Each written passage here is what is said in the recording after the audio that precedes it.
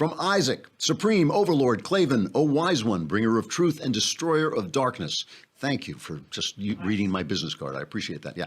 I am studying abroad in Germany this year and will be traveling around Europe as well. I was wondering, what were your favorite places to see and visit in Europe? Well, I lived in Europe for 7 years and traveled all over. I think my favorite city in Europe is still London. It's not, it's not what it was, London. It is so super crowded that it is kind of hard to enjoy unless you can get it on off season, off hours. But it's still a beautiful, beautiful city, one of the great walking cities. I love to walk, and it's one of the great cities.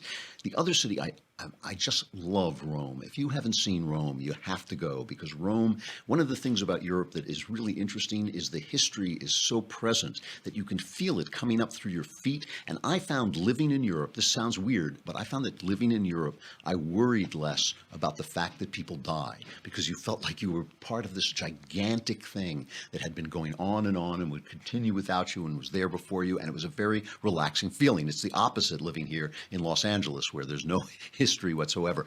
Rome, I just loved. Because of the layers of history. You not only have ancient Rome, you also have the Christian era, you have the medieval era, you have everything, and all of it has left its traces in the city. And so it's just all there. And of course, the wonderful, wonderful Renaissance art that is everywhere throughout the city.